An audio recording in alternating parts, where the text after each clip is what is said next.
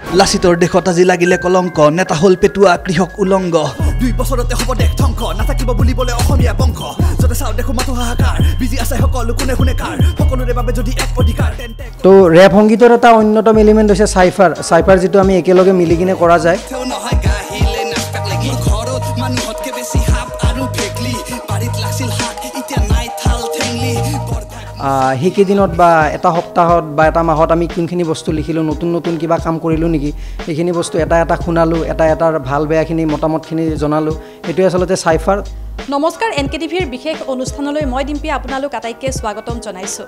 আৰু মোৰ লগত আজি উপস্থিত আছে কেইজনমান যুৱক আৰু তেওঁলোকৰ লগত চিনাকি হোৱাৰ পূৰ্বে আমি আপোনালোকক শুনাবলৈ লৈছোঁ এটিকি গ্ল্যামাৰ বাস্তৱ ইতে আছিল আঠুক লাগি ইতে পালা গলক লাগি এইখান ভাই বিটেল মিৰ কেইটা লাগব ফুষ্টপ আমাৰ অঞ্চলৰ খাতি খোৱা জনতাৰ হৈ যন্ত্ৰণা বেপাৰ বনিজ ডুবি থাকে স্কুল কলেজ অন্ধকাৰ স্লুইজ গেট দিব বুলি চৰকাৰে কৈ দেখুদি মোক কতই কলাক মেল মিটিঙত কতই লেখে ফেচবুকত তথাপিতো আজিক লাগি নেট খিলো মই খুত এটা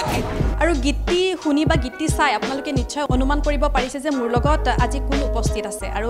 তেওঁলোক হৈছে কেইগৰাকীমান ৰেপাৰ আৰু যাৰ ৰেপ ছঙত প্ৰতিফলিত হয় সমাজৰ বিভিন্ন সমস্যা আৰু আমি তেওঁলোকৰ লগত কথা পাতিম তেওঁলোকৰ লগত চিনাকি হ'ম মোৰ লগত উপস্থিত আছে মিনিমিদা আৰু মই পোনপ্ৰথমে সুধিবলৈ লৈছোঁ যে আপোনাৰ ৰিয়েল নামটো আচল নামটো কি মোৰ নাম নীলোৎপল লহকৰ মোৰ ঘৰ নলবাৰী বৰভাগত নীলোৎপল লহকৰে আৰু মোৰ আচল নামটো আৰু আপোনাৰ বিভিন্ন আপোনাৰ গীতসমূহ বিশেষকৈ বহুত ব্যতিক্ৰম হয় বেলেগতকৈ বহুত ব্যতিক্ৰম হয় যিখিনি সময়ত মানুহে বা বিভিন্ন ৰেপ ছঙত আমি দেখিবলৈ পাওঁ যে টপিক থাকে ছোৱালীৰ ওপৰত প্ৰেমৰ ওপৰত আপোনাৰ টপিকটো বহুত বেলেগ হয় এই পৰিকল্পনা বা এই আপুনি যেটো ভাবিছে যে সমাজক লৈ পেলাই সমাজৰ সমস্যাসমূহ প্ৰতিফলিত কৰিবলৈ আপুনি ৰেপ ছং বনায় এই পৰিকল্পনাটো কেনেকৈ আহিল মনত কেনেকৈ আহিল এইটো আচলতে ৰেপ বা হিপ হপ বুলি ক'লে আমি প্ৰথমতে চাব লাগিব যে কেনেকৈ আৰম্ভ হ'ল আৰম্ভণিটোৱে আচলতে বিদ্ৰোহ বা বিপ্লৱৰ ধাৰা হিচাপতে ৰেপটো আৰম্ভ হৈছিল আমেৰিকাত 1970-80 দশকত তাৰ পৰা লাহে লাহে যেতিয়া গোলকীকৰণ হ'ল এতিয়াতো গ্লোবেলাইজেশ্যনৰ যুগ আৰু লগতে ইণ্টাৰনেটৰ বহুল সম্প্ৰচাৰ হ'ল গতিকে এতিয়া মানে চুকে কোণে বিয়পি পৰিছে আৰু সকলোৱে নিজৰ ধৰণে কৰি আছে ইয়েছ হিপ হপত অকল কনচিয়াছ নহয় তাত বিভিন্ন বেলেগ ধাৰাও চলি আহিছে কমাৰ্চিয়েল হিপ হপো চলে কিন্তু আমি বিশেষকৈ অসমৰ যিহেতু আমি উঠি অহা যুৱ প্ৰজন্ম আৰু লগতে আমাৰ সমস্যা ব্যক্তিগত বুলিয়ে নহয় সমজুৱাও কিছুমান সমস্যা আছে আমি মানে জীৱনৰ পথত যিমানে আগুৱাই গৈ আছোঁ সিমানে কিন্তু আমি পিছুৱাইও গৈ আছোঁ কিছু ক্ষেত্ৰত এতিয়া এই যিটো গান দৰ্শকে দেখিলে বানপানী এইটো আচলতে গোটেই অসমৰে এটা সমস্যা জাতীয় সমস্যা বুলি ক'লেও ভুল নহয় বিজিতে তাৰ ভাৰ্চটোত কৈছে সেইটো কথা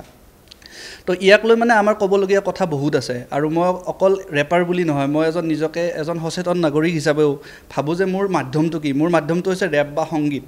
মই কিবা এটা ক'ব লাগিলে সংগীতৰ থ্ৰুৰে যিমান এটা হয়তো মই ইফেক্ট এটা আনিব পাৰিম হয়তো মই কথা কৈ নোৱাৰিম তো সেইকাৰণে মই সংগীতকে মোৰ মাধ্যম হিচাপে বাছি লৈ যিমান পাৰোঁ মানে এতিয়ালৈকে ধৰক এনেকুৱা নহয় যে মই প্ৰেমৰ গান নবনাওঁ বা মই কিবা টপিক দিলে গান বনাওঁ কিন্তু যেতিয়া নিজৰ কথা আহে ন যেতিয়া নিজে ফেচ কৰি থকা প্ৰব্লেম কিছুমান মই নিজে ভুক্তভোগী মই নিজে কাৰণ মই বৰভাগতে ডাঙৰ দীঘল হৈছোঁ বৰভাগতে পঢ়িছোঁ দেন এতিয়াও মই বৰভাগতে থাকোঁ তো মোৰ ঘৰটো মানে আজি প্ৰায় 3 বছৰ ধৰি মানে এনেকুৱাকৈ বেক টু বেক বানপানী আহি আছে প্ৰত্যেকবাৰ বাৰিষাতে মানে ঘৰটো ডুবি যায় আৰু ঘৰ ডুবি গ'লে বা খেতি বাতি ডুবি গ'লে আমি যিবিলাকে ভুক্তভোগী সেইসকলেহে গম পায় যে প্ৰত্যেক বছৰে যেতিয়া আচবাব আপোনাৰ বেয়া হয় যেতিয়া ঘৰটো ৰং কৰিব নোৱাৰি তাৰপিছত আপুনি যদি বাৰীত কিবা শাক লাগিছিল বুলি কয় সেইটো যদি আপোনাৰ বাৰীৰ শাকখিনিও নষ্ট হয় আমাৰতো বাৰু বহুত মিনিমাম যিসকল কৃষি কৰ্মৰ লগত জড়িত মানুহ আছে দিন হাজিৰা কৰা মানুহ তেনেকুৱা মানুহৰ মানে দৈনন্দিন জীৱনত বহুত কষ্ট হয় চলিবলৈ প্ৰত্যেক বছৰে বানপানীটো আহে আৰু আমাৰ বানপানীটো এনেকুৱা নহয় যে আমি কমপ্লিটলি নিৰ্মূল কৰিব পাৰোঁ নহয় জানো বানপানীটো এটা সমস্যাটো আহি থাকিব গৈয়ে থাকিব কিন্তু তাক কিছু পৰিমাণে আমি কণ্ট্ৰলত ৰাখিব পাৰোঁ এতিয়া মই যেনেকৈ আমাৰ বৰভাগৰ চুইচ গেটৰ কথাটো কৈছোঁ প্ৰায় 20 বছৰৰো অধিক সময় আমাক চুইচ গেটটো দিব বুলি চৰকাৰৰ পিছত চৰকাৰ চেঞ্জ হৈ আছে সলনি হৈ আছে কিন্তু সেই চুইচ গেট যিটো দুহুতিমুখৰ চুইচ গেট সেই চুইচ গেটটো এতিয়ালৈকে তাৰমানে ফলপ্ৰসূ নহ'ল এতিয়ালৈকে তাত এটা খুঁটা মই নেদেখিলোঁ সেইকাৰণে মই মোৰ ৰেপৰ লিৰিক্সটোত মানে লিখিছোঁ যে বহুতে লিখে ফেচবুকত বহুতে কয় মেল মিটিঙত তথাপিতো আজিলৈকে নেটখিলোঁ মই খুঁটা এটা কেতিয়াবা দেখোঁ মনত খুব এটা দুটা মানে কেতিয়াবা দুটা এটাই বাৰিষা কাল আহিলে ক্ষোভটো দেখুৱাই যে হ'ব লাগে তাৰপিছত এতিয়া যিহেতু বানপানী লাহে লাহে কমিব ধৰিছে আকৌ আগৰ নিচিনা পৰিস্থিতি আহি গ'ল তো প্ৰত্যেক বছৰে যেতিয়া সেইটো হৈ থাকে আমি মানে ভুক্তভোগী হিচাপে প্ৰত্যেক বছৰে এটাই বস্তু হৈ যায় আমি বাৰে বাৰে পিছুৱাই যাওঁ তো সেইকাৰণে মই বানপানী প্ৰজেক্টটোক লৈ মানে নিজেও মানে 3-4 বছৰ আগৰ পৰা কাম কৰাৰ এটা হাবিয়াস এটা পুহি ৰাখিছিলোঁ লগতে এই ল'ৰাকেইজনো মোৰ লগত চিনাকি এতিয়া আমি গোটেইকেইজনে ৰেপ কৰোঁ নলবাৰীত এটা আমাৰ ধুনীয়া নৰ্থ ইষ্ট AS14 কালেক্টিভ বুলি আমি এটা নাম দিছোঁ AS14 AS14 তো এই আমি যিকেইজনে কৰি আছোঁ ন আমাৰ বস্তুটো মানে কনচিয়াছ যে নলবাৰীত যিবোৰ প্ৰব্লেম হৈ আছে এতিয়া টাউনৰ ৰেপাৰ আছে মিন্ময় বা আমাৰ শ্ৰেয়ান তো তেওঁলোকে কি কৰিছে টাউনখনৰ কথা স্পেচিয়েলি ফ'কাছ কৰি গৈছে থানাৰ সন্মুখত সঁচাকৈয়ে পানী বহুত হৈ যায় এজাক বৰষুণত আপুনিও গম পায় তো সেইকাৰণে মানে আমি ভাবোঁ যে আমাৰ গানবোৰটো এটা এণ্টাৰটেইনমেণ্টৰ মাধ্যম হিচাপে চলিয়ে থাকিব এণ্টাৰটেইনমেণ্ট মানুহক লাগিব আৰু গান হওক চিনেমা হওক এণ্টাৰটেইনমেণ্টৰ কাৰণে মানুহে পায় কিন্তু ইনফৰটেইনমেণ্ট হ'ব লাগিব যদি ৰেপৰ কথা আহে তেতিয়াহ'লে ইনফৰমেশ্যন প্লাছ এণ্টাৰটেইনমেণ্ট যেতিয়া হ'ব নিশ্চয় তেতিয়া যুৱ প্ৰজন্মও গম পাব আমোলা বিষয়াও গম পাব যে কিবা এটা হৈ আছে তো সেইটো ভাবিয়ে আমি গানটো বনাইছিলোঁ আৰু মিনিমিডাৰ গীতসমূহ আমি বহুত বিভিন্ন ধৰণৰ ছবিটো দেখা পাইছোঁ যেনে গৰু ব্লেক এণ্ড হোৱাইট বা ৰাজনীতিত আমি তেওঁৰ কামবোৰ দেখা পাইছোঁ তাত কাম কৰি আপোনাৰ কেনেকুৱা অভিজ্ঞতা হৈছে মানে প্ৰথমতে গান যেতিয়া বনাইছিলোঁ তেতিয়া মানে এনেকৈ ভবা নাছিলোঁ যে কিবা এটা ইয়াৰ পিছত কিবা এটা ষ্টেপ বা চিনেমা কিবা এনেকুৱা কোনো ধৰণৰ কথা নাছিলে হবি হিচাপতে ষ্টাৰ্ট কৰিছিলোঁ কিন্তু যেতিয়া এটা দুটা গান বনাই গৈ থাকিলোঁ মানুহৰো মৰম আহি থাকিল লাহে লাহে দুই এটা মানে কামৰ কাৰণেও কল অহা হ'ল তো তেনেকৈয়ে অলপ লাহে লাহে লাইন লাগিল প্লাছ মই গুৱাহাটীতে আছিলোঁ গুৱাহাটীৰ ষ্টুডিঅ'বোৰত কাম কৰিছিলোঁ তেনেকৈও দুই এজনে হয়তো চিনি পালে বা কাম দিলে গৰু চিনেমাখনত হিমাংশু দাৰ লগত কৰিলোঁ ইনফেক্ট আহিবলগীয়া তেওঁৰ এখন ছবি আছে জয় হনুমেন বুলি সেইখনৰো এটা প্ৰজেক্টত বৰ্তমান জড়িত হৈ আছোঁ দেন আপোনাৰ কানিন বুলি এখন চিনেমা আহিছিল মাজতে মঞ্জুল বৰুৱাদেৱৰ তেখেতৰ লগত তৰালী শৰ্মাবাৰ লগত কাম কৰিলোঁ তো অভিজ্ঞতা যথেষ্ট হৈছে কি এতিয়া মই মানে মিউজিকটোক মানে বাহিৰৰ পৰা যেনেকৈ ভবা যায় ন এতিয়া ভিতৰৰ পৰা চাই গম পাইছোঁ যে আচলতে মানুহবোৰ বহুত ভাল আমাৰ সাংস্কৃতিক যিখিনি মানুহ আছে সকলোৱে আচলতে মৰমৰ চকুৰে চাই বা ৰেপক কোনেও এনেকৈ নিন্দা নকৰে বা হেৰি নকৰে যিমান পাৰে মানে অপৰচুনিটি দি আছে অফক'ৰ্ছ আমাৰ কৰিবলগীয়া আৰু কাম বহুত আছে আমি এতিয়া মানে খুব গ্ৰাছ ৰুট পৰ্যায়ত আছোঁ চ' ইয়াৰ পৰা ভালেখিনি উঠিব লাগিব আৰু বহুত কাম কৰিব লাগিব আৰু এনেকৈ চিনেমা বা ৱেব ছিৰিজ বা যিবোৰ হৈ আছে বৰ্তমান অসমত মানে মানুহে মেইন ষ্ট্ৰীমটোক বাদ দি আণ্ডাৰগ্ৰাউণ্ড বস্তুবিলাকো আদৰি লোৱা হৈছে তো এইটো এটা শুভ সংকেত মোৰ বোধেৰে আমি যিহেতু কাম কৰি গৈ আছোঁ কৰি গৈ থাকিম তেনেকৈ চিনেমা ৱেব ছিৰিজ নিশ্চয় আহি থাকিব গৈ থাকিব আমাৰ কাম হ'ল নিজৰ বেষ্ট 100% দিয়া আৰু মোৰ লগত এইবাৰ উপস্থিত আছে নেনো আইচ তেওঁক তেনেকৈ তেওঁৰ ষ্টেজ নেমটো হয় নেনো আইচ আৰু মই সুধিব লৈছোঁ যে আপোনাৰ ৰিয়েল নামটো আচল নামটো কি হয় নমস্কাৰ প্ৰথমতে মই বহুত বহুত ধন্যবাদ জ্ঞাপন কৰিছোঁ NKTV-লৈ আমাক এইটো দিয়া আমি যে পাইছোঁ এনেকুৱা এটা সুবিধা এটা আমি নলবাৰীত থাকি এনেকুৱা গান বনাই মোৰ আচল নামটো হৈছে মৃন্ময় জ্যোতি ডেকা মই ৰেপিং নেমটো নেনো আইচ ৰাখিছোঁ আৰু সেইটো কিবা এটা কাৰণত ৰাখিলোঁ আৰু চ' তেনেকৈ কৰি আছোঁ এতিয়া কৰি থাকিম বুলি ভাবিছোঁ ভৱিষ্যতলৈকে ইমানটোৱে আৰু আপোনাৰ আৰম্ভণি কেনেকৈ হৈছিল ৰেপ সংগীত জগতত আৰম্ভণি কেনেকৈ হৈছিল মানে মেইনলি মোৰ এইটো এটা বিদ্ৰোহ যেনেকৈ মিনিমিদাই ক'লে যে হিপহপটো আচলতে এটা বিদ্ৰোহ এই বিদ্ৰোহটো মোৰ ভিতৰত সৃষ্টি হৈছিলে মই যেতিয়া দেখিলোঁ যে সমাজত আজি আমাৰ যুৱ প্ৰজন্মবিলাক সিহঁতে কি হৈ আছে সিহঁতে কেতিয়াও এটা মানে সদায় mediocrity India is a land of mediocrity বুলি কয় বাহিৰৰ মানুহবিলাকে কয় যে আমি সদায় মিডিঅক্ৰিকৰ মানে হৈ থাকোঁ আমি কেতিয়াও সদায় বেষ্টটোলৈকে যাব নোৱাৰোঁ বা আমি সদায় মিডিঅকৰ টেলেণ্টবিলাকে প্ৰমোট কৰোঁ বা আমি কেতিয়াও মানে আমাৰ নিজৰ বেষ্ট ভাৰ্চনটোলৈ গৈ নাপাওঁ এই যে যোনবিলাক টিনেজাৰ্ছ আছে সিহঁতৰ কেনেকুৱা এটা প্ৰব্লেম হৈ আছে সিহঁতে ছ'চিয়েল মিডিয়াত বহুত এডিক্টিভ হৈ গৈছে হৈ পেলাই সিহঁতৰ যোনটো ড'পামিন আজি লেভেল আছে বহুত বেয়া হৈ গৈছে আমি জানো 4টা আমাৰ হৰমন থাকে feel good hormone serotonin dopamine endorphin আৰু অক্সিটনিন চ' এই বস্তুবিলাক কি হৈছে মানুহবিলাকৰ চব ইমবেলেঞ্চ হৈ গৈছে মানুহবিলাকৰ হৈ যাই পেলাই সিহঁতে কি হৈছে এজা ল'ৰাই যদি মেট্ৰিকত ভাল ৰিজাল্ট কৰিছে সি 12ত গৈ বেয়া ৰিজাল্ট কৰি আছে চ' এইবোৰ দেখি পেলাই মোৰ এটা ভিতৰত এটা বিদ্ৰোহ এটা জাগিলে যে নাই যে আমি কিবা এটা চেঞ্জ আনিব লাগিব যে এডুকেশ্যন ছিষ্টেম হওক বা এই যোনটো চাইক'লজি আছে between the adolescence like to 14 and 20 এনেকুৱা টাইপৰ ল'ৰাবিলাকক আমি সিহঁতক এটা বুষ্ট এটা দিব লাগিব ভিতৰৰ পৰা যাতে সিহঁতে যাতে কেতিয়াও মানে এই বস্তুবিলাক মই যোনটো প্ৰব্লেম ফেচ কৰিছোঁ মই এটা প্ৰব্লেম ফেচ কৰিছোঁ সেইটো যাতে ফেচ কৰিব নালাগে সেইকাৰণে মই কি কৰিলোঁ মই দেখিলোঁ যে সিহঁতৰ মাজত আধ্যাত্মিকতাটো কমি গৈছে আজিৰ দিনত আজিৰ প্ৰজন্মৰ মাজত স্পিৰিচুৱেলিটি লেভেলটো বহুত কম ছুপাৰফিচিয়েল ভগৱানক গৈ প্ৰাৰ্থনা কৰে মন্দিৰত গৈ সেৱা কৰে কিন্তু বুজি নাপায় যে কনচেপ্টটো যে ভগৱানটোক মই কিয় পূজা কৰি আছোঁ বা আচলতে ভগৱান কি হয় চ' মোৰ ৰেপৰ দ্বাৰাই মই সেই আধ্যাত্মিক ৰেপটোৰ দ্বাৰাই মই মানুহ এটাক এইটো বুজাব চেষ্টা কৰোঁ যে আমাৰ জীৱনত আধ্যাত্মটো কিমান দৰকাৰী হয়, যে আধ্যাত্মটো থাকিলেহে আমি জীৱনটোত যিকোনো ক্ষেত্ৰতে আমি আগবাঢ়িব পাৰোঁ। আধ্যাত্ম থাকিলে মানুহ এটাৰ কনজামশ্যনটো কমি যাব, কনজামশ্যন কমিলে তাৰ প্ৰডাক্টিভিটিটো বাঢ়ি যাব। হয়, কনজামশ্যন এণ্ড প্ৰডাকশ্যনৰ এটা ইকনমিক্সত বেলেগ ৰিলেশ্যন আছে, কিন্তু মই ইণ্ডিভিজুৱেল প্ৰডাক্টিভিটিৰ কথা কৈছোঁ ইয়াতে, যে যদি কনজামশ্যনটো আমাৰ কমি যায় তেতিয়া আমি প্ৰডাক্টিভ হৈ যাওঁ। চ' সেইকাৰণে চাগে বহুত মানে জ্ঞানী গুণী মানুহবিলাকে খাদ্য কমকৈ খায় বা তেনেকুৱা ধৰণৰ। চ' এনেকুৱা ধৰণৰ মানে মই মানে ভাবোঁ যে আধ্যাত্মিক ৰেপ এটাৰ দি মই কিবা এটা হ'লেও ল'ৰাখিনিৰ মাজত এটা সচেতনতা, এটা জাগ্ৰতা সৃষ্টি কৰিব পাৰিম, জাগ্ৰত অৱস্থালৈ সিহঁতক মই নিব পাৰিম। আৰু সেইটো প্ৰস্তুতে মোৰ ৰেপবিলাক চব মেক্সিমাম মোৰ আধ্যাত্মিক ৰেপে থাকে, মানে তেনেকুৱাই লিখোঁ মানে মই। হয়, আৰু অন্য ৰাজ্যৰ তুলনাত আমাৰ অসমৰ যিখন ৰেপ জগত সেইখন কেনেকুৱা বুলি আপুনি ভাবে? ইয়াতে মানে প্ৰব্লেমটো এনেকুৱা হৈছে যে বাহিৰৰ কাণ্ট্ৰিত এতিয়া আমাৰ টিনেজাৰ্ছখিনি কি কৰি আছে, সদায় ৱেষ্টক কপি কৰি আছে, কিন্তু সিহঁতৰ কালচাৰটো কেনেকুৱা আছিলে, সিহঁতৰ কালচাৰটো কমপ্লিট বেলেগ আছিলে। সিহঁতৰ এটা গান কালচাৰ আছিলে, কোনোবা ড্ৰাগ এডিক্ট আছিলে, কোনোবা গেংষ্টাৰ আছিলে, গেংষ্টাৰবিলাকে এটা সময়ত ৰেপ কৰিছিলে, পইচা ওলাইছিলে, ড্ৰাগছ লৈছিলে। সেইবোৰ দেখি আমাৰ ল'ৰাবিলাকে কি হৈছে, সিহঁতক দেখিছে, সিহঁতে উইড কনজিউম কৰিছে, আমাৰ ল'ৰাই উইড কনজিউম কৰিছে, সিহঁতে এলকহল কনজিউম কৰিছে, আমাৰ ল'ৰাই এলকহল কনজিউম কৰিছে। চ' এইটো বস্তু আমি আঁতৰাব লাগে। আমাৰ হৈছে বুদ্ধৰ জেগা, আমাৰখন হৈছে মহৰ্ষি পতঞ্জলিৰ জেগা। ইয়াত অস্পখুল্লাৰ নিচিনা মানুহে বহুত ক্ৰান্তি আনিছে। ইয়াত বহুত ডাঙৰ ডাঙৰ মানুহ আছিলে যোনবিলাকে ইয়াত এই দেশৰ কাৰণে জান দিছিলে, সেইবোৰ ল'ৰাক চিনি নাপায়। আপুনি যদি ল'ৰাক সোধে লিল উজি ভাৰ্ট কোন হয়, সি তাক চিনি পাব, কিন্তু আপুনি যদি সোধে যে ল'ৰাটোক যদি গৈ পেলাই সোধে যে মহৰ্ষি পতঞ্জলি কোন হয়, সি ক'ব নোৱাৰে চাগে, দুই লাইনো ক'ব নোৱাৰিব চাগে। চ' মোৰ ৰেপত মই এইটোৱে বিচাৰোঁ যে আমাৰ যোনখিনি মহাপুৰুষ আছিলে সিহঁতক ল'ৰাখিনি চিনি পাওক, আৰু আমাৰ কালচাৰটো যাতে হয়, আমি সিহঁতৰ মই বাৰ কওঁ যে হিপ হপটো এটা কালচাৰ, ৰেপটো এটা আৰ্ট হয়, rap is an art form. So' আমি সেই আৰ্টটো ইউজ কৰি আমি যাতে আমাৰ কালচাৰটো আমি কেনেকৈ ব্লেণ্ড কৰিব পাৰোঁ। চ' মোৰ টাৰ্গেটটো মানে সেইটো, যে আমাৰ ল'ৰাখিনি যাতে আমাৰ যোনটো অস্তিত্ব আছে, আমাৰ যোনটো গ্ৰাছ ৰুট আছে, আমাৰ যোনটো ক'লে আমাৰ যোনটো ৰুটছ আছে, সেইটো যাতে পাহৰি নাযায়। আমি যাতে সেই কালচাৰটো যাতে আমি আকৌ এবাৰ মানে ৰিভাইভ কৰাব পাৰোঁ। কাৰণ কি আমি এতিয়া কি দেখিছোঁ, ৱেষ্টক কপি কৰি আছে, কৰি পেলাই ৰাইজে সেইকাৰণে আকোৱালিও নলয় যে এই ল'ৰাকেইটাই ৰেপ কৰে চাগে, বেয়া ল'ৰাই হ'ব, ইমান নলেজ নাই চাগে। কিন্তু তেনেকুৱাতো নহয়, আমাৰ তাত নলেজেবল ৰেপাৰ আছে গোটেইখিনি। চ' আমিও ভালকৈ পঢ়া শুনা কৰিছোঁ, ময়ো মাষ্টাৰ্ছ কমপ্লিট কৰিছোঁ। চ' সেইটোৱে কথা, যে মানুহখিনি যাতে এটলিষ্ট এইটো ৰিয়েলাইজ কৰে যে hip hop can also' be performed in a conscious way, আৰু আমি যুৱ প্ৰজন্মক ধ্বংস কৰা নাই, আমি এটা ভাল বাট দেখাব চেষ্টা কৰি আছোঁ। সেইটো মেছেজটো যাতে আমি দিব পাৰোঁ। আৰু আপুনি ভাবেনে এই সমাজৰ যিবিলাক সমস্যাক লৈ আপোনালোকে গীত লিখিছে, এই বানপানী গীতটি লিখিছে, কৰিছে, গাইছে,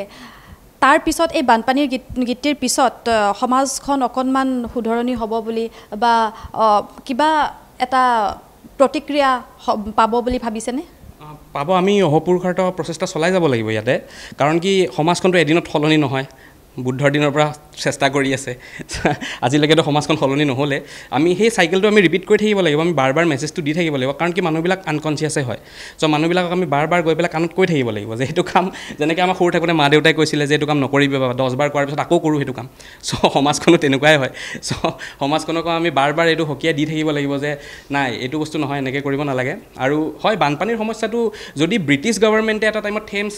ৰিভাৰত বহুত ডাঙৰ বানপানী আহিছিলে, চ' সেই বানপানীটো সিহঁতে পূৰা কণ্ট্ৰল কৰি ল'লে। আজিৰ দিনত লণ্ডনত বানপানী নাই, আগতে লণ্ডনত বানপানী হৈছিলে বহুত। চ' আজিৰ ডেটত লণ্ডনত বানপানী, সিহঁতে চাইণ্টিফিক টুলছবিলাক ভালকৈ ব্যৱহাৰ কৰিছে, সিহঁতে নিজৰ টেকন'লজি ভালকৈ ব্যৱহাৰ কৰিছে, সিহঁতে ডিপ ৰিচাৰ্চ কৰিছে। আমাৰ সেইটোৱে এটা প্ৰব্লেম, আকৌ সেইটোৱে কৈছিলোঁ মই এড্ৰেছ কৰিলোঁ যে আমাৰ এটা মিডিয়কৰ হয়, অকণমান পঢ়িলে হৈ গ'ল, অকণমান ৰিচাৰ্চ কৰিলে হৈ গ'ল, তাৰপিছত আৰু নাই। চ' সেইটো কাৰণে হয়তো আমাৰ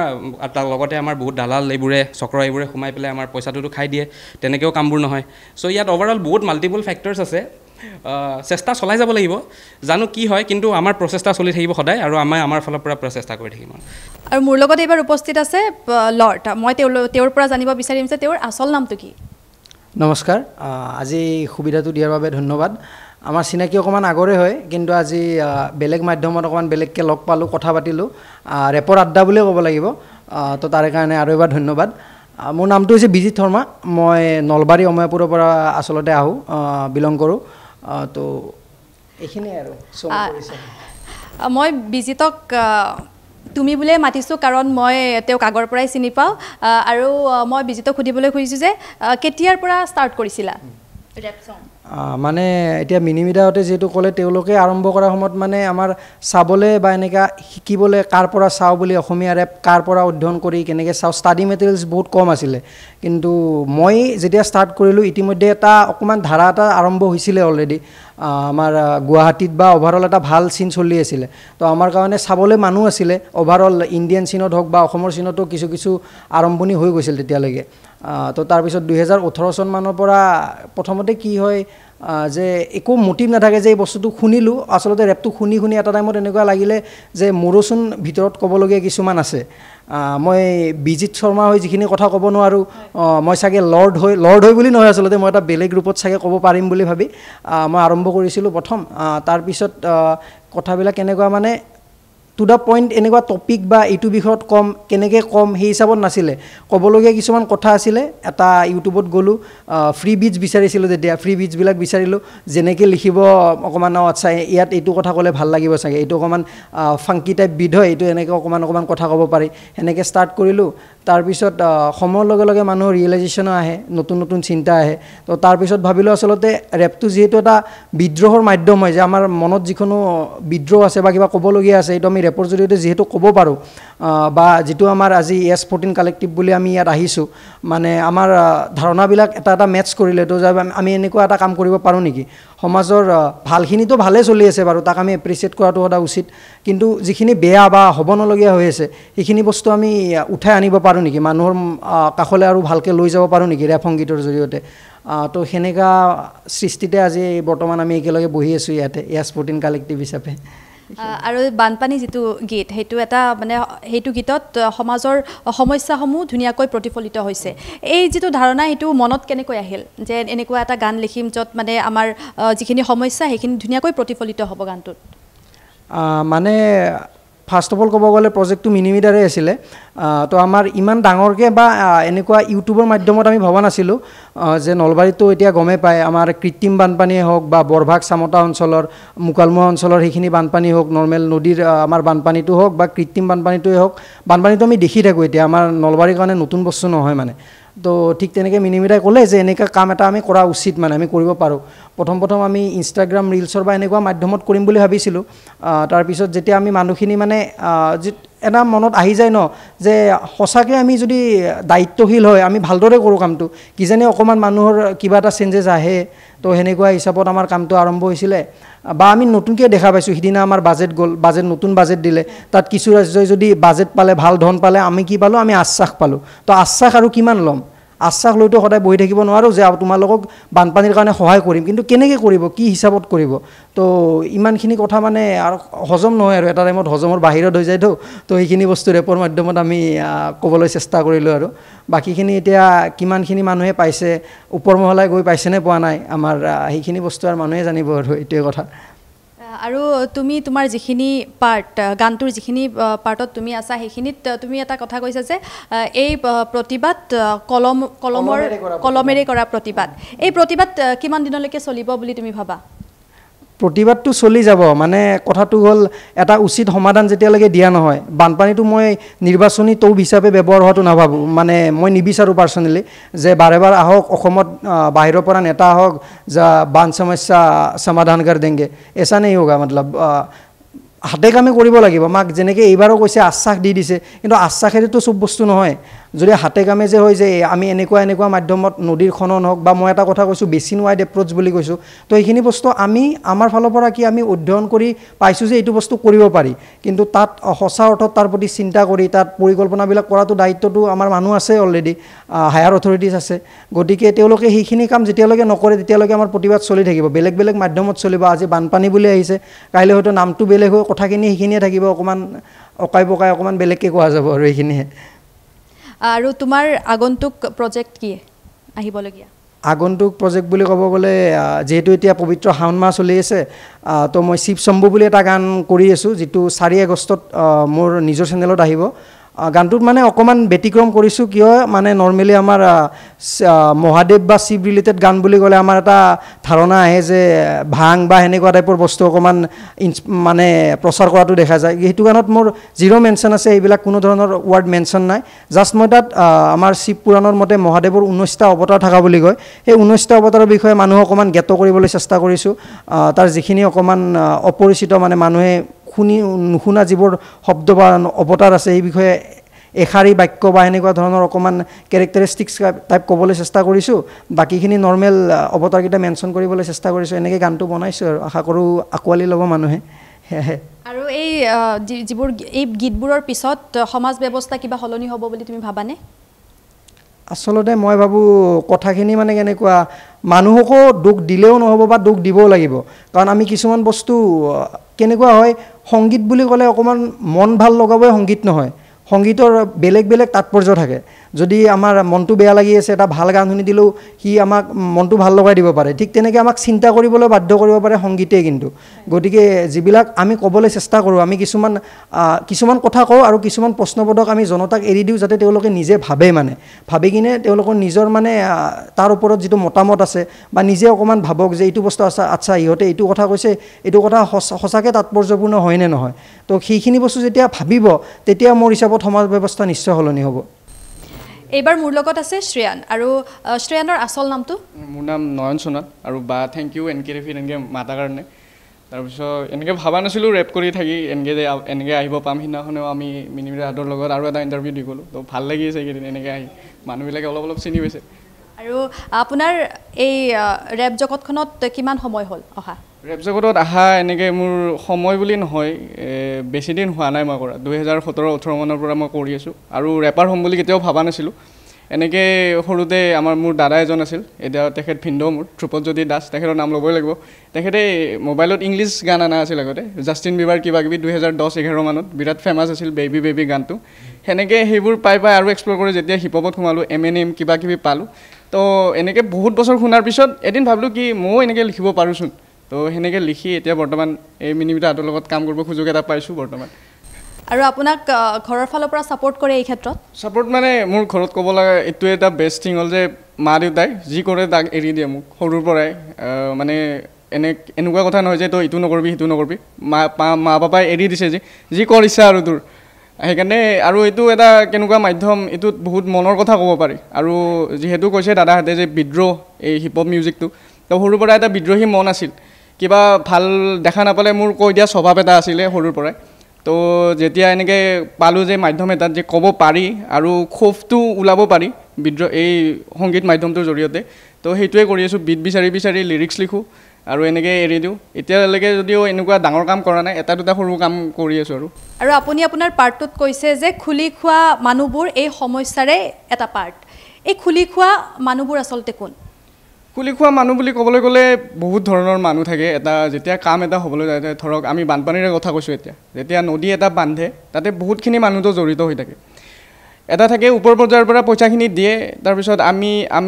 আমি তলত আমি যোনটো একদম তলৰ লেভেলত থাকোঁ তো মাজত বহুত কাম চলে তাৰ মাজত পইচাখিনি দিয়ে কোনোবাই মাজত খাই দিয়ে কোনোবাই আমি চব নেতা এতিয়া বেয়া নহয় বুলি নকওঁ মই কিছুমান ভালো থাকে কিছুমান বেয়াও থাকে পইচাখিনি ঠিকে আহে কিন্তু মাজতে কিছুমান মানুহ কেনেকুৱা থাকে অলপ মানে বেলেগৰ কথা নাভাবে ইহঁতে একদম আমাৰ নলবাৰীত এটা কথা আছে কি কৈ কিবা এটা ৱৰ্ড আছিল মই পাহৰিলোঁ একলা কৈতা বুলি কয় একলা কৈতা বুলি কয় মানে নিজৰ কথা ভাবে চবে তো এখন সমাজত যেতিয়া নিজৰ কথা ভাবা যায় তো নিজৰ কথা যদি চবেই ভাবে সমাজখনৰ আল্টিমেটলি বেয়া হৈ যায় তো সেইটোৱে কৈছোঁ যে যি খুলি খোৱা মানুহবোৰে সমস্যাৰে পাৰ যিমানে খুলি খাব তো সমস্যাটো সিমানে বাঢ়ি ফাট মেলি যাই থাকিব যদি সকলোৱে যদি এই কামটোত কণ্ট্ৰিবিউট কৰে তো সমস্যাটো নিশ্চয় সমাধান হ'ব বুলি মই ভাবোঁ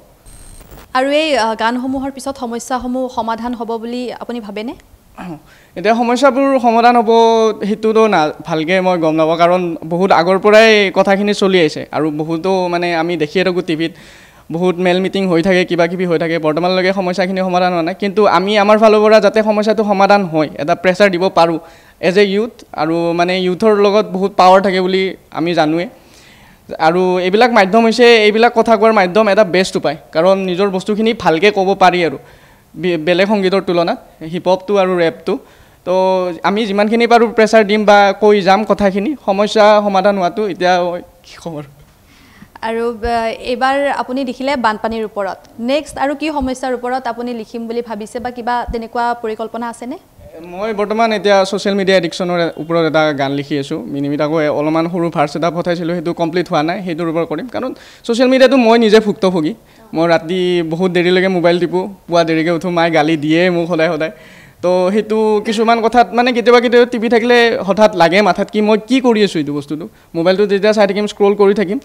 দাদাই ক'লে যে ডপামিন এডিকশ্যন বুলি সেইটোতো মোৰো হৈছে এইটো কিন্তু মই ৰিয়েলাইজ ক'ৰবাত নহয় ক'ৰবাত ময়ো ৰিয়েলাইজ কৰিছোঁ কিন্তু মই এৰাব পৰা নাই তো তাৰ পৰা অলপ ফালৰি কাটি মোৰ নিজৰ চেল্ফটো মই এটা বেলেগ এটা পইণ্ট অফ ভিউৰ পৰা চাই কেনে মই নিজৰ ওপৰতে গানটো এটা লিখি আছোঁ তো সেইটো প্ৰজেক্টৰ ওপৰত মই লাহে লাহে কাম কৰি আছোঁ নেক্সট এতিয়া নাম ঠিক হোৱা নাই কাৰণ লিৰিক্স কমপ্লিট হোৱা নাই সেইটো বাৰু মই দিম আৰু কেইদিনমান পিছত আৰু এইবাৰ মোৰ লগত আছে চাইক্লন আৰু চাইক্লনৰ আচল নামটো নমস্কাৰ সকলোকে মানে ধন্যবাদ জনাইছোঁ বানপানী গানটো শুনাৰ বাবে লগতে আপোনাকো ধন্যবাদ জনাইছোঁ আমাক এনেকৈ টিভিত মাতি আনি এনে এটা সুযোগ দিয়াৰ কাৰণে মোৰ নামটো অৰিজিনেল নামটো হ'ল Nabajyoti Nath cyclone N J চাইক্লনটো জাষ্ট এটা ষ্টেজ নেম আৰু এন জে নৱজ্যোতি আৰু মোৰ টাইটেল হ'ল নাথ নৱজ্যোতি নাথ আৰু ষ্টেজ নেমটো চাইক্লন কিয় মানে চাইক্লন নামটো ৰখাৰ এটাই কাৰণ মই মা গান এটা প্ৰথমতে কৰিছিলোঁ জীৱনৰ ফাৰ্ষ্ট গানটো আছিল মা গান তেতিয়া মানে যেতিয়া গানটো কৰোঁ এতিয়া গানটো আপলোড দিব লাগে এটা ষ্টেজ নেম লাগে মই কি ৰাখোঁ মানে সেই সময়ত মোৰ লগৰ 4জনমান আছিল ধ্ৰুৱজ্যোতি নাথ সিহঁতৰ নাম ল'বই লাগিব জুবিন তাৰপিছত বিকি তাৰপিছত এজন আছিলে তন্ময় বুলি তো আমি গোটেইকেইজনেই আছিলোঁ মানে সেই সময়ত বৰষুণো দি আছিল বতাহো দি আছিলে বোলে এতিয়া বতাহটোতো মোৰ নাম হ'ব নোৱাৰে বতাহ এন জে কেনেকৈ হ'ব তেতিয়া মানে নেটত চাৰ্চ কৰি চাওঁ চাইক্লন বুলি এটা বস্তু আছে এইকাৰণে চাইক্লনটো মোৰ নামটো ৰাখি দিলোঁ তেতিয়াৰ পৰা মোৰ চাইক্লন এন জে নামটো হৈ গ'ল আৰু মোৰ মানে মেইন কাৰণটো হ'ল মোৰ শব্দবিলাক মানে তেনেকৈয়ে ভাবোঁ মানে বতাহ ধুমুহা এজাক তাৰমানে মই এইবিলাক এজাক ধুমুহা আহিব লাগিব মানে বা ষ্টেজত পাৰফৰ্ম কৰাৰ সময়ত যাতে এই চাইক্লন আহি আছে বোলে কোন চাইক্লন এজাক ধুমুহা সৃষ্টি কৰিব চেষ্টা কৰোঁ আৰু শব্দৰ জৰিয়তে সেয়ে আৰু আৰু এই গানসমূহৰ পিছত সমাজখনত এই সমস্যাৰ সমাধানবোৰৰ ক্ষেত্ৰত ধুমুহা বব বুলি ভাবেনে সেইকাৰণেতো লাগি আছোঁ কষ্ট কৰি আছোঁ বানপানীৰ পৰা আদি কৰি চিঞৰ এটা গান কৰিছিলোঁ তাতেও মানে আমাৰ অভিজিত নীলোৎপল দাহঁতৰ কথা মই তাত সোমাইছিলোঁ মা গানটো এনে এটা কনচেপ্টত কৰিছিলোঁ যিটো গান মানে প্ৰথমতে আমাক মায়ে ডাঙৰ দীঘল কৰে আৰু সেই মাকে আমি বৃদ্ধাশ্ৰমত থৈ আহোঁগৈ এইবিলাক মোৰ প্ৰায়ভাগ ছোৱালীৰ ওপৰত তেনেকৈ গান নাই প্ৰায়ভাগ এনেকুৱা টাইপৰে গান লওঁ যাতে এটা সমাজত ভাল মেছেজ দিব পাৰোঁ আৰু গানৰ জৰিয়তে আৰু আপুনি মুকালমুৱাৰ পৰা মুকালমুৱাৰ সমস্যাসমূহ কেনেধৰণৰ কিমানখিনি সমস্যা ভুগিছে ৰাইজে কিমান সমস্যাত আছে মানে মুকালমুৱা মোৰ অৰিজিনেল গাঁওখন হ'ল গৰাহাট্টাৰী বুলি কয় তাৰ আমাৰ গাঁওখনৰ কাষেৰে ব্ৰহ্মপুত্ৰ নদীটো বৈ গৈছে তো মুকালমুৱাৰ মানে মই যিখন গাঁৱৰ পৰা আহিছোঁ সেই গাঁওখনত মানে যিটো ব্ৰহ্মপুত্ৰ নদী আছে সেই ব্ৰহ্মপুত্ৰ নদীটোৰ মানে প্ৰত্যেক বছৰে মানে এই গৰাখহনীয়া সমস্যাটো হৈয়ে থাকে গৰাখহনীয়াৰ কাম হ'লে কি হ'ব জিঅ' বেগ বুলি বস্তুবিলাক জিঅ' বেগটো পেলাই দিয়াৰ পিছত কিন্তু সেই জিঅ' বেগৰ নামতো মানে বহুত তাৰমানে কেলেংকাৰী হোৱা দেখা যায় দেখিও আছোঁ নিজ চকুৰে তেনেকুৱা আৰু লগতে মানে সমস্যাটো কি কাম ঠিকে কৰিব আহে কিন্তু কামৰ নামত একো নাই তাৰমানে শূন্য বুলি ক'লেও একো নহয় যদি কৰিব লাগে 100 মিটাৰ কাম কৰিব 50 মিটাৰ কাম তেতিয়াহ'লে যদি আমাৰ যিখন গাঁৱৰ পৰা মই আহিছোঁ সেই গাঁওখন যদি কিবা কৰি যদি মানে গৰাটো খহি যায় ন মানে মথাউৰিটো ছিগি যায় তেতিয়ালৈকে আমাৰ সেই অঞ্চলৰ কমচে কম 10-12খনমান গাঁও একেলগে তাৰমানে সেই হৈ যাব বানত বিধ্বস্ত হৈ যাব তেতিয়া তাৰমানে সেইকাৰণে মই ভাবিলোঁ মিনিমিয়ে কৈছিল গান এটা বনাওঁ কি বুলি কয় তয়ো ইমান কৰি আছা ভুগি আছা বানপানীত মইতো বানপানীত ভুগোৱে তয়ো এটা মোক ভাৰ্চ এটা পঠাই দি বুলি কৈ কিনে আমি তেনেকৈ বানপানী গানটো আৰম্ভণি কৰিছিলোঁ আৰু বৰ্তমান আপুনি কিহত ব্যস্ত বৰ্তমান নিজৰ কিছুমান কামৰ লগত জড়িত হৈ আছোঁ আৰু সমান্তৰালভাৱে ৰেপটো কৰি গৈ আছোঁ ৰিচেণ্টলি এটা মোৰ গানৰ কাম কৰি আছোঁ এনকে হ'লে কেনকে হ'ব বুলি মানে এই গানটো মানে সমাজৰে এটা বাৰ্তা দিব বিচাৰিছোঁ মানে কেনেকুৱা টাইপৰ কিছুমান বস্তু মানে এনেকুৱা হৈ যায় মানে কিবা এটা কাম কৰিলে এইটো কৰি লাভ নাই এনকে হ'লে কেনকে হ'ব মানে তাতো কিন্তু মেছেজটো এইটোৱে ভাল এটা মেছেজে গুচি যাব মানে আমাৰ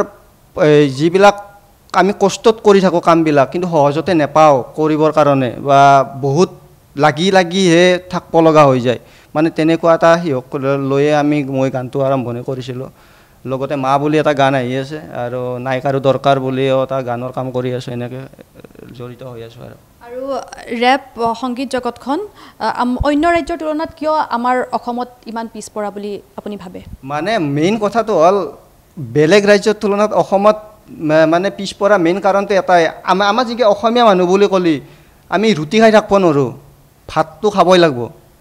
মানে ঠিক তেনেদৰে আমাৰ মানে অসমীয়াৰ প্ৰত্যেকজন অসমীয়াৰে সিহঁতৰ মানে সুৰটো অলপ সোমাই আছে, নথকা নহয়। মানে অলপ সেইকাৰণে ৰেপটো অলপ ৰেপ বুলি ক'লে এই মানে আজিকালি কিছুমান মানে ৰেপ বুলি ক'লে ছোৱালী, ৰেপ বুলি ক'লে গালি, ৰেপ বুলি ক'লে ভাং, ৰেপ বুলি ক'লে মদ, মানে এইখিনি বস্তু মানে সচৰাচৰ দেখাই থাকে প্ৰায়ভাগে। মানে এইখিনিৰ পৰা ফালৰি কাটি আমাৰ AS14 কালেক্টিভৰ এটাই মানে উদ্দেশ্য, এইখিনিৰ পৰা ফালৰি কাটি সমাজক মেছেজ দিয়া, লগতে এণ্টাৰটেইনমেণ্টো আমি কৰি যাম। আৰু মেইন উদ্দেশ্য এইটোৱে মানে ৰেপটো মানে মানুহে অসমত এতিয়ালৈকেও ভাল কৰি তেনেকৈ শুনোৱা নাই, মানে বহুত প্ৰব্লেম হৈ আছে আৰু বহুত ষ্ট্ৰাগল কৰিব আছে, বহুত কাম কৰিব আমাৰ বাকী আছে ৰেপৰ ওপৰত। আৰু আমি এনেকৈ কৰি যাম, হয়তো একদিন ভাল দিন আহিব আৰু সেইদিনা আৰু সকলোৱে গান ৰেপ শুনিব, আমাৰ ভাল লাগিব। এইবাৰ পুনৰ আহিছোঁ মিনিমিডাৰ ওচৰলৈ, আৰু তেওঁ কা বিৰোধী আন্দোলনৰ সময়ত এটা গান লিখিছিল, গানটো নিষিদ্ধ কৰি দিয়া হৈছিল, তাৰ কাৰণ কি আছিলে? কা আন্দোলন যেতিয়া চলি আছিলে তেতিয়া সকলোৱে গম পায় এইটো এটা চেঞ্চিটিভ টাইম আছিলে। আৰু সেইটো টাইমত মানে ধৰক প্ৰতিবাদী যিবিলাক কণ্ঠ আছিলে, যিমান হওক, মই এটা গান দিছিলোঁ, মোৰ নিচিনাকৈ আৰু ৰেপাৰে কাম কৰিছিলে। ৰেপাৰ বুলি নহয় আচলতে, আপুনি গমেই পায় সংস্কৃতিৰ লগত জড়িত মোটামুটি বহুত মানুহ সেইটো আন্দোলনত জঁপিয়াই পৰিছিল। তো সেই সময়ত ময়ো বহুত এটা নিজৰ ফালৰ পৰা এটা ষ্টেণ্ড ল'লোঁ আৰু কা বিৰোধ কৰিছিলোঁ তেতিয়া, এতিয়াও কৰোঁ। আৰু তেতিয়া সেই মানে হিট অফ দ্য মুমেণ্টত যিটো গান ওলাল, মই ইমান বেছি নাভাবি নিচিন্তি সেইটো গানে দি দিলোঁ। আচলতে নিষিদ্ধ হোৱাৰ কাৰণটো এইটোৱে আছিল যে গানটো একচুৱেলি কোনোবাখিনিত অলপ হিংসাত্মক হৈছিলে। আৰু সেই কথাটো মোক তেতিয়াই ক্ৰাইম ব্ৰাঞ্চত মাতি, শ্ৰদ্ধাৰ ADGP ছাৰ আছিলে তেতিয়া, তেখেতে মোক বুজাইছিলে যে গানটো কিছু সময়ৰ কাৰণে এটলিষ্ট যাতে শ্বেয়াৰ নহয় বা যাতে স্প্ৰেড নহয়, সেইটো বন্ধ কৰি থোৱা, পিছত তুমি নিজৰ যিহেতু এটা কৰ্ম কৰিছা নিশ্চয় উলিয়াবা। তো তেনেকৈ মোক সকীয়াই দিলে, ময়ো সেইটো শ্ৰদ্ধা কৰিলোঁ, তেখেতৰ ৰেচপেক্ট কৰি মই সেইটো প্ৰায় 6 মাহৰ কাৰণে আঁতৰাই থৈছিলোঁ সেইটো সময়ত। তাৰপিছত এতিয়া আকৌ মই এৰি দিছোঁ বস্তুটো। আল্টিমেটলি সেইটোৱে যে আমি গান বনালে চাব লাগিব যে আমি পলিটিকেলি বা বস্তুটো খুব বেছি হিংসাত্মক হৈ গৈছে নেকি, বা এটা বেড ইনফ্লুৱেঞ্চ লৈ ল'ব পাৰে নেকি কোনোবাই। ইনফেক্ট মোকতো কলো আহিছিলে যে তোমাৰ গানটো শুনি আমাৰ জজ উঠিছে কিবা কিবি এনেকুৱা টাইপৰ। তো মই ভাবিলোঁ সঁচাকৈ কিবা এটা বেড মেছেজ গৈছে নেকি। অবভিয়াছলি গানটো বহুত মানুহে আদৰি লৈছে, মোক সেইটো গানৰ পৰাই বহু মানুহে চিনি পায়। তো ক'বই লাগিব যে সেইটো মোৰ জীৱনৰ এটা বহুত গুৰুত্বপূৰ্ণ গান হয়। কিন্তু এট দ্য ছেইম টাইম মই সেইটো একচেপ্ট কৰোঁ যে হয়, সেইটো টাইমত চাগে মই ইমানখিনি মোৰ এতিয়া যিখিনি মেচুৰিটি মোৰ আছে, সেইটো টাইমত চাগে in the heat of the moment মই কিছু হিংসাত্মক তাত হ'লেও কিবা বাৰ্তা হয়তো গুচি যাব পাৰে। মই যিহেতু ইমান ডাঙৰ মানুহ নহয়, চ' ডাঙৰ মানুহে মোক বুজাইছে, মই সেইটো শ্ৰদ্ধাৰে মানে বুজি পাইছোঁ, লগতে সেইখিনি মই নিজকে শুধৰণিও কৰিছোঁ এতিয়া বৰ্তমান। হয়, আৰু সেই গীতটি অকণমান আপুনি গাই দিব পাৰিবনে এতিয়া? ঠিক আছে, মই দ্বিতীয় দফাটো অকণমান গাই দিছোঁ। প্ৰথম দফাটোৱে গাইছোঁ বাৰু। লাচিতৰ দেশত আজি লাগিলে কলংক, নেতা হ'ল পেটুৱা কৃষক উলংগ, 2 বছৰতে হ'ব দেশ ধ্বংস, নাথাকিব বুলিবলৈ অসমীয়া বংশ, য'তে চাওঁ দেখোঁ মাথো হাহাকাৰ, বিজি আছে সকলো কোনে শুনে কাৰ, সকলোৰে বাবে যদি এক অধিকাৰ, তেন্তে কোৰ্ট কাছাৰীৰ কি দৰকাৰ, চৰকাৰ শুই আছে নেকি, অসমতে আনিবলৈ ভৰাব বিদেশী, তুলি ল যদি হেং দাং দাঙি ঠেং, এৰি লুঙি পলাব বাংলাদেশী। তো এনেকুৱা টাইপৰ আছিল। তো এইবিলাক বস্তুৱে আহিছিল, এই বস্তুবিলাক কিছু ক্ষেত্ৰত আপুনি চাওক, বস্তুবিলাক শব্দবিলাক অলপ সেইটোৱে। মই এতিয়া দেখুৱাবলৈ লৈছোঁ AS14 কালেক্টিভ হিচাপে তেওঁলোকেনো কি কৰে। তো ৰেপ সংগীতৰ এটা অন্যতম এলিমেণ্ট হৈছে চাইফাৰ, যিটো আমি একেলগে মিলি কিনে কৰা যায়। সেইকেইদিনত বা এটা সপ্তাহত বা এটা মাহত আমি কোনখিনি বস্তু লিখিলোঁ, নতুন কিবা কাম কৰিলোঁ নেকি, সেইখিনি বস্তু এটা শুনালোঁ, এটাৰ ভাল বেয়াখিনি মতামতখিনি জনালোঁ, সেইটোৱে আচলতে চাইফাৰ। তো অকণমান তেনেকুৱা এটা বস্তু আমি ইয়াত কৰিব বিচাৰিম। তো মই কেইটামান ভাৰ্জ দি দিছোঁ। চন্দৰ মালাডাল গুঠিছোঁ এনেকৈ যেন কোনোবা মই লিখকে, অব্যক্ত ভাৱনাৰ পদ্য জোৰাব চিন্তা ৰাখিছোঁ পৃথকে, গানত আছে বহু বিষাদ বেদনা গাইছে কোনোবা মৃতকে, চাই ৰ'ব শেষত মুখ মায়াই আৰু ৰৈ যাব মাথো মৃতদেশ, পঞ্চভূতত হয় বিলীন সম্পত্তি জীৱন কালৰে, মানুহৰ ৰূপত পহু হৈ ইহঁতে মাতি আছে কলিকালকে, বজাৰত নিবিকে চিন্তাধাৰা, কিতাপত লাগে ভাল গান্ধী এৰা, শিতানৰ গাৰুকৈ বিচনা এৰা, মোৰ কৰ্মৰ হিচাপটো কৰিব তেৰাই। এতিয়া মোৰ ভাৰ্চ এটা দিব লৈছোঁ। এই সংকেতবোৰচোন সংক্ষেপত বাঢ়িছোঁ খেপিয়াই খুচুৰা কেইটা মোৰে পকেটত, মোৰে কনচেপ্টত কল্পনাৰে পৃথিৱী গতি মোৰো হিচাপত নিজকে মই বিচাৰি দিছোঁ খোজ, আজি অচিনবোৰো চিনাকি জোনাকী পোহৰ খেদি গতি মোৰ এই পথেদি, লিখিছোঁ মই প্ৰাণ ঢালি নধৰিবি তই মোক আগভেটি, যাবলৈ দে শুবলৈ দে কোলাত মোক এই ধৰণীৰ কল্পনা সাগৰত ভাহি আহি পালোঁ আজি বহুত দূৰ মোৰ এই কথাবোৰ যেন বুঢ়ী আইৰ সাধুবোৰ মন মোৰ বিভুৰ শান্তি পাওঁ মই যেতিয়া জিলিকে আইৰ পিতাৰ চকু জোৰ যেন চোতালৰ দুবৰিত সৰা নিয়ৰবোৰ থেংক ইউ নমস্কাৰ মই মোৰ এটা ভাৰ্চ দিবলৈ বিচাৰিম যিটো মোৰ জীৱনৰ প্ৰথম লিখা ভাৰ্চ আছিলে 2014 মানতে লিখিছিলোঁ যিটো এনেকুৱা আছিলে আকাশে বতাহে আজি মাথো আতংক বিয়পিছে সকলোতে যেন জলাতংক ৰাইজক লুটি পুতি ৰজা হোৱাৰ অংকত ৰাখিছনে হিজাব আজি দেশ হৈছে ধ্বংস 2 নম্বৰী কাৰবাৰ চলিছে সি সকলোতে হৈছে সি চাৰখাৰ অসম আজি নিমিষতে সোণৰ অসম বুলি ল'বা কিমান সান্তনা হাতে কামে লাগা কৰিবা কিমান প্ৰাৰ্থনা আৰু শুনা ঘৰত বহি থাকি টিভি চাই মিছাটোকে সঁচা বুলি ভাবি থাকি লাভ নাই সঁচাটোকে মিছা মিছাটোকে সঁচা দেখুৱাই এই টিভি শ্ব'বোৰে আমাক কমেডি শ্ব' পাতি হহুৱাই আমি বাৰু হহুৱা নাই টিভি শ্ব' জৰিয়তে হয় মই মোৰটো দিব চেষ্টা কৰিছোঁ অকণমান লৰালি কালৰ নিষ্পাপ মনটো ঘূৰাই মুখ দিয়া না ৰদালিৰ পোহৰত বুঢ়িয়াৰ সাধু শুনাই মুখ যোৱা না মানৱ ৰূপী দানৱৰ মুখা পাৰিলে খুলি যোৱা না বস্তুবাদী খুনীয়া সমাজৰ লক্ষ্যহীন নৌকাখন এবাৰ চোৱা না এই কিশোৰ অৱস্থাৰ পৰা খেলিলোঁ দানৱৰ সতে ভুৱা সমাজ দেখিব পালোঁ শিশু কালতে অসুৰিক ব্যক্তিত্বই ফচাব খুজিলে মায়াৰ জালতে কলো মহাদেৱৰ ভক্ত মই থাক তই দূৰতে মানুহৰ মনত মই ল'ৰাটো হেনো বেয়া মুখত কথা কওঁ বাবে কয় মোক বলিয়া মোৰ জীৱন যুঁজৰ কাহিনী তহঁতি কি বুজিবি পইচা কমালি ডিগ্ৰী ললি কিন্তু মনটো বুজি নেপালি কামনা বাসনত ঘূৰি ফুৰি অস্তিত্ব হেৰালি মনোভাৱ কি চাবি তাৰ সি হেনো PhD অহমিকাত হাই সি যেন লৈ আছে LSD যেন লৈ আছে LSD শাস্ত্ৰই আকৌ কয় অহম মানে ভ্ৰম বুজিব চেষ্টা নকৰি পলম Hey, the boy is walking down the lane, crimson tears flowing from his eyes like a flame. Living in a pathetic time scale, he's playing the corrupted game. People out here low, drowsy and lame. Fake dudes all around him, still he don't give a damn. You should feel ashamed, লৰালি কালৰ নিষ্পাপ মনটো ঘূৰাই মুখ দিয়া না আকৌ এনেকৈ হুকটো আহি যাব ঠিক আছে নমস্কাৰ মই আগতে এটা কৰা গান মা গানটো সেইটো গাই দিছোঁ এনেকুৱা আছে আই তোৰ মৰমৰ তুলনা নাই কত ৰাতি বুকুৰ মাজত ৰাখিলি হুৱাই তোক বুজাবলৈ আজি মোৰ ভাষা যে নাই তোৰ কোলাতে আকৌ আই শুবলৈ মন যায় এই 9 মাহ 10 দিন ৰাখিলি মোক গৰ্ভত একো ভাবি নাচালি তোৰ বিনা একো স্বাৰ্থত তোৰ বুকুৰ শুনিতেৰে ডাঙৰ মই হ'লোঁ আজিৰ পৃথিৱীখন চিনি যে মই পালোঁ কেনেকৈনো পাহৰিম তোৰ মৰমৰে বুলনি মোক শুৱাই থৈ তোৰ নাছিলে যে টোপনি মই দুখ পালে তোৰ নিগৰে চকু পানী শুনতকৈও মূল্যৱান মোৰ আজিৰেই বুজনি ধন্যবাদ AS14 কালেক্টিভ আমি তেওঁলোকৰ লগত কথা পাতিলোঁ তেওঁলোকৰ পৰা বিভিন্ন কথা জানিবলৈ পালোঁ আৰু আমি আশা কৰিম যে তেওঁলোকে এনেধৰণে সমাজক লৈ গান লিখি যাওক সমাজৰ সমস্যাসমূহ সমাধান কৰিবলৈ চেষ্টা কৰি যাওক তাৰ বাবে আমি তেওঁলোকক শুভকামনা জ্ঞাপন কৰিছোঁ আৰু ইয়ালৈ অহা বাবে ইমান ব্যস্ততাৰ মাজত ইয়ালৈ অহা বাবে ধন্যবাদ জ্ঞাপন কৰিছোঁ